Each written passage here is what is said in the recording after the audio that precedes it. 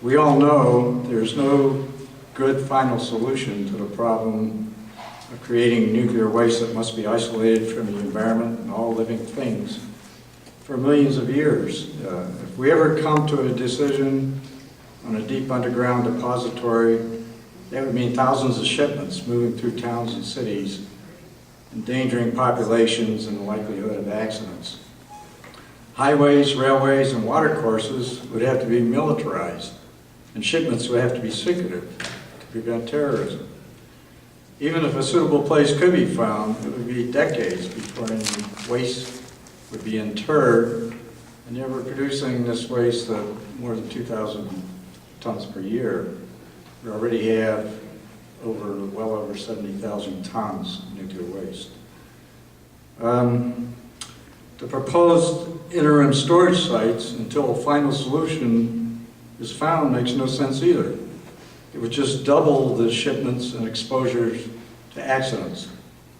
And this temporary solution will also take decades to implement. Keeping the waste on site in dry cast also is not a good solution. It seems the best alternative for now to moving the waste multiple times. Hardened with concrete, the cast could be safe against, hopefully, most disasters and terrorism. For instance, the cask at Fukushima run damaged during that event. Of course, some sites are not appropriate for cask storage, such as a previous speaker pointed out, Palisades nuclear station, where they are placed in unstable sand dunes. And it should be realized there's a special problem in Fermi 2. They are unable to transfer the radiated waste from fuel pools to casks because of defects in the original construction. Meanwhile, the NRC continues to allow waste to be stored in the fuel pools at Fermi 2 way beyond the design capacity. So there's now over 620 tons of the most dangerous substances on Earth stored in a pool 5 stories above the reactor. This is more irradiated fuel than all the Fukushimas put together. The most obvious and moral solution is not to make more waste in the first place, since, especially now, it is not necessary. Nuclear electrical generation comprises only 20% of our power supply, and there are now less expensive and safer alternatives. We should not, as a civilization, endanger generations far into the future, because nuclear waste is forever. Thank you. Thank you. Good evening, everyone. My name is Kevin Camps. I serve as radioactive waste specialist at Beyond Nuclear, and I also serve on the board of directors for Don't Waste Michigan, representing the Kalamazoo chapter. And regarding West Michigan, I wanted to mention, since this is kind of the Midwest, one of the 2 Midwest public comment meetings on nuclear waste confidence, that in October of 2005, the Palisades atomic reactor had a cask dangle accident where the 107-ton waste transfer cask was suspended over the fuel pool for a couple days. The workers, inexperienced, as most of the experienced workers had been dismissed by the company to save money, tried to override the emergency brake on the crane, which could have sent the 107-ton weight plummeting through the floor of the pool, which could have drained the water away. And the worst case scenario is a partial drain down, where there's water in the bottom of the pool, it blocks airflow, and the radioactive waste in the pool could catch fire. If that were to happen at Fukushima Daiichi Unit Number 4, for example, it would dwarf the radioactive releases that have occurred thus far in that global catastrophe. I just wanted to echo what Keith Gunter mentioned earlier, that this is the 71st anniversary of Enrico Fermi with his prototype reactor splitting the atom, a chain reaction, the first high-level radioactive waste in human history. And we don't know what to do with the first cupful of radioactive waste that Fermi generated. It's still, in a sense, in interim storage. So of course, just up the road from here, we have the Fermi 2 atomic reactor. And Ed McCurdle just mentioned that Fermi 2 has way too much in common with Fukushima Daiichi Unit 4. I wanted to say some site-specific stuff about Davis-Besse. We knew as early as a decade or 15 years ago that the New Homes casks manufactured by Vectra Technologies, which are now owned by Transnuclear, which is Areva, which is the French government, and fully loaded with high-level radioactive waste at Davis-Besse, were discovered to have been built below technical specifications. The aggregate used to fabricate the casks' outer concrete shells was poor quality, and the shells themselves were ground too thin.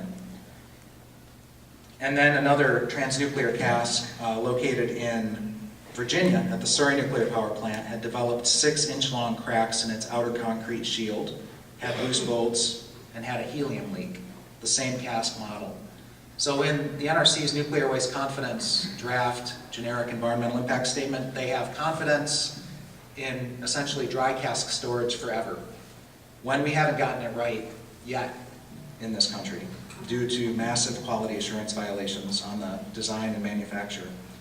Another site-specific issue at Davis-Besse is a pool leak, which is listed in one of the tables in this draft GEIS in Appendix E. Radioactive water leaking out of the pool, borated water, which is corrosive. Davis-Besse seems to have a problem with leakage of borated water. So what you've got is a reactor pressure vessel that has continual lid corrosion and near breaches. The worst accident since the 3 Mile Island meltdown happened at Davis-Besse with the hole in the head fiasco. You've got corrosion of the inner steel containment vessel, and you've got significant, severe, worsening cracking of the shield building. So it's a recipe for disaster at Davis-Besse. Can I ask you to sum up, Kevin, please? Yep. There should be no license extension at Davis-Besse. The reactor should be closed today. Certainly it has to be closed by Earth Day of 2017, when the 4-year license expires. I just wanted to give the figures for how much waste there is. By spring of 2010, there were 505 metric tons of high-level radioactive waste at Davis-Besse. So by spring of 2014, that'll be 585 metric tons. By 50 years of operations, 825 metric tons. 60 years of operations, over 1,000 metric tons. Okay. So, Kevin, could you just wrap it up? the final site-specific things I'd like to mention, here we are in the Commodore Ballroom. Commodore Perry, Perrysburg, War of 1812, 200 years ago. There was a war raging in this neck of the woods. What's going to happen in the next 200 years? The next 1,000,000 years that this waste will remain dangerous. And natural disasters. You know, often you hear tsunamis can't happen on the Great Lakes. Well, speaking of Tecumseh, War of 1812, some of the worst earthquakes in North American history, 1811, 12, 13, Kevin, I'm 8.0 magnitudes. going to have to ask you to finish up. Giant waves on the Great Lakes. And thank you very much for the history too. Thank you. Thank you. Bye. Good evening. My name is Mike Nisley. I'm president of the Ohio State Building and Construction Trades Council, which represents 90,000 skilled union construction professionals across the state of Ohio. Many of our members, especially those from the International Brotherhood of Electrical Workers and the United Association of Plumbers and Pipe Fitters, work in the nuclear industry. Our members perform routine maintenance and are a critical element of capital projects at nuclear facilities. Our members are there to ensure the nuclear industry remains a vibrant segment of America's energy portfolio. Additionally, our members and their families live in the regions which Ohio nuclear facilities are located and thus have a profound interest in ensuring that these plants operate safely. The United States Nuclear Regulatory Commission, NRC, has asked for public comment on a proposed waste confidence rule. The State Building Trades believes it is important that the NRC more efficiently conduct its licensing process by adopting a waste confidence rule which provides a generic analysis of the environmental impact of the continued storage of spent nuclear fuel beyond the licensed life of the operation of the nuclear reactor. The adoption of the waste confidence rule, which states that used nuclear fuel can be stored at nuclear power plant sites safely and without significant environmental impact, provides the nuclear industry with a certainty regarding the management of this spent fuel. Providing this clarity is critical towards ensuring operations and capital investment at these nuclear facilities continue, which means jobs for our state building trades. The on-site storage facilities for spent nuclear fuel have been designed to withstand potential natural disaster events or terrorist attacks by our durable design and construction, ongoing surveillance, inspection, and state-of-the-art security measures. The two methods for storage of spent nuclear fuel have proven to be extremely safe. Dry storage systems used to store spent nuclear fuel have more than 100 tons of concrete and steel forms precisely engineered to protect every 10 tons of fuel. And in the past 30 years, over 1,700 dry storage systems has been used by the industry, and there's never been a release of any potential radioactive material. Fuel pools used to store spent nuclear fuel are large structures with reinforced concrete walls and steel liners. At Japan's Fukushima Daiichi site, used fuel was stored in 7 fuel pools, and after the severe earthquake, tsunami, and subsequent explosions which occurred, none of the spent fuel was compromised.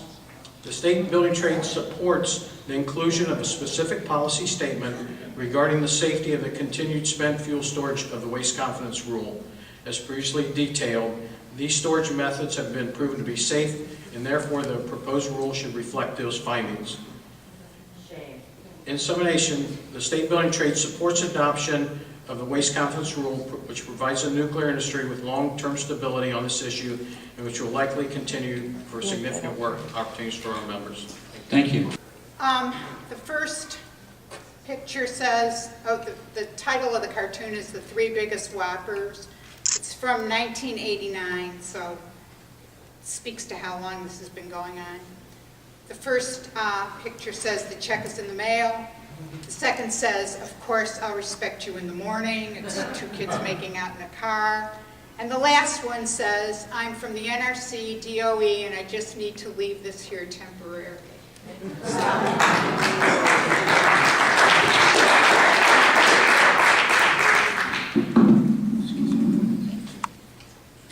I'm gonna copy this with all of you. Okay, Connie's passing out material to the NRC staff.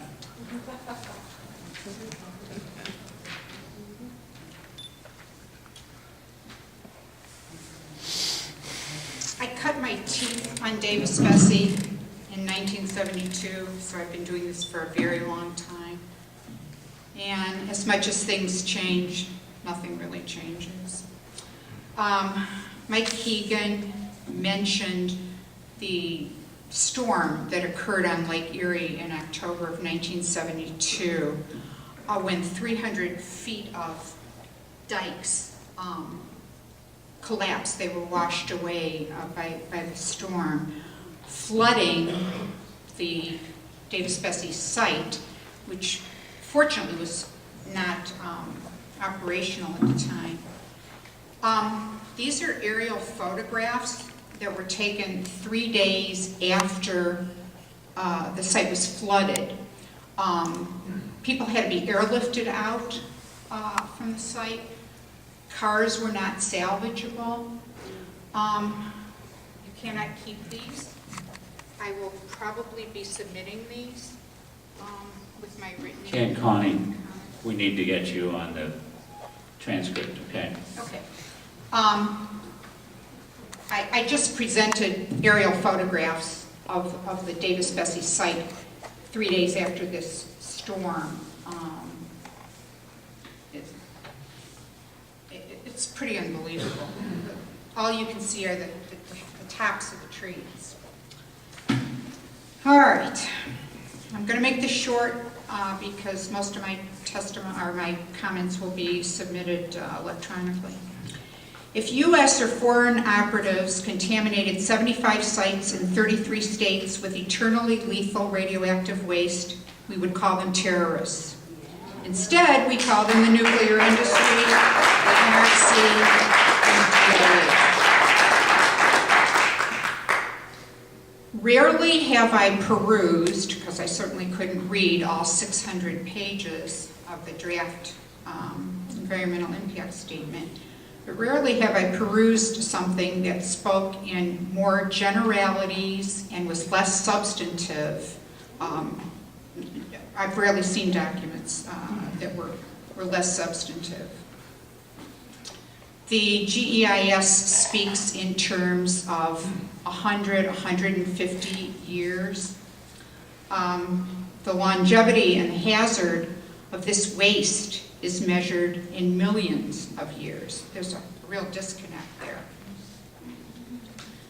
It's unconscionable that despite the federal court ruling of no confidence, the NRC continues to arbitrarily and capriciously pretend that there is a storage disposal solution for the existing 70,000 metric tons of high-level radioactive waste generated by continued operation of commercial reactors.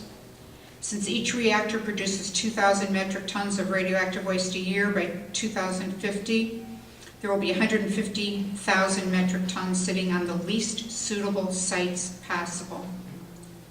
I think the jig is up, NRC. Smoke and mirrors have cleared. Your solutions are delusions.